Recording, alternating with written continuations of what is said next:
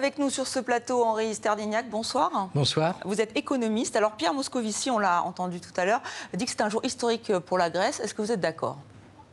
Pas vraiment un jour historique. La Grèce n'est pas libre. La Grèce reste sous surveillance renforcée. C'est-à-dire que le gouvernement grec a dû s'engager à poursuivre les instructions données par la Commission dans ces fameuses feuilles de route. La Grèce va devoir baisser encore le niveau de ses retraites, elle va devoir augmenter l'impôt sur le revenu, elle va devoir encore privatiser une partie de ses services publics.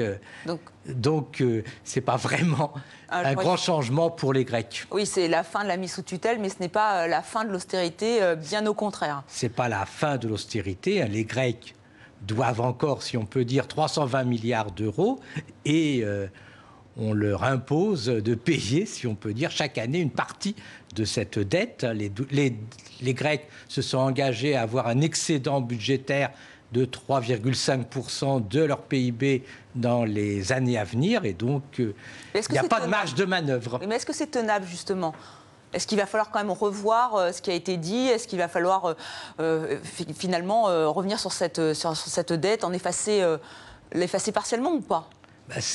Jusqu'à présent, la dette est plus ou moins garantie pendant 10 ans, puisque les pays européens ont accepté de reporter les échéances d'une dizaine d'années. Et ensuite, le problème, c'est que se passera-t-il en 2027, 2032, où la Grèce devra effectivement rembourser des sommes extrêmement importantes. À ce moment-là, soit la Grèce obtiendra effectivement sur les marchés financiers des sommes, soit il faudra que les pays européens continuent à lui prêter. Donc le problème, c'est que la Grèce n'est pas sortie de la tutelle et les pays européens ont dit clairement à la Grèce, si vous voulez qu'on ne fasse pas d'esclandre, que effectivement les marchés financiers puissent vous faire confiance, il faudra continuer pendant une quarantaine d'années, jusqu'à 2060, à suivre nos instructions.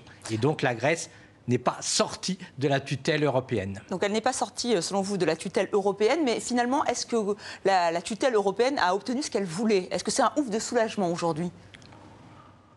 Disons, c'est un cas assez préoccupant, puisque les instances européennes, le FMI, ont imposé à la Grèce sa politique, c'est-à-dire en particulier un certain nombre de privatisations, des mesures pour flexibiliser le droit du travail, c'est-à-dire faciliter les licenciements, interdire l'extension des négociations collectives, baisser fortement les retraites et la protection maladie et la protection chômage. C'est un très mauvais exemple que l'Europe donne, puisqu'on a mis en cause, en quelque sorte, à cette occasion, le modèle social européen. Et on a dit aux Grecs, acceptez les contraintes du libéralisme. Mais est-ce qu'ils avaient le choix? Est-ce qu'il y avait une autre solution possible? Vous avez souvent souligné ce prix trop lourd à payer pour les Grecs, mais est-ce qu'il y avait un plan B? Il y avait deux plans B possibles. Le premier, ça aurait été que l'Europe dise oui, bien sûr, les Grecs sont en partie responsables de la situation, mais l'Europe est aussi responsable de la situation. Donc, on vous fait cadeau d'une partie importante de votre dette, ce qui n'a pas été fait, puisque jusqu'à présent, ce qu'on a fait, c'est uniquement prêter aux Grecs. On ne leur a pas donné des fonds importants. L'autre solution qui était... ce que la Grèce aurait fait si elle avait été un pays émergent, ça consistait à faire défaut sur la dette et à dévaluer massivement. Faire défaut sur la dette, ça aurait eu des conséquences lourdes sur un certain nombre de banques européennes. Et donc l'Europe a préféré prêter de l'argent à la Grèce pour que la Grèce puisse rembourser les banques allemandes et les banques françaises qui lui avaient prêté. Et donc la Grèce, voulant rester dans la zone euro, s'est condamné à une politique d'austérité qui, il faut le rappeler, comme on l'a vu, a coûté 25% de son PIB à la Grèce, 40 à 50% du pouvoir d'achat aux retraités et aux fonctionnaires. Merci Henri Sterdyniak d'être venu sur le plateau de 64 minutes. Et demain, c'est Alexis Tsipras, le chef du gouvernement, qui s'exprimera justement sur ce sujet.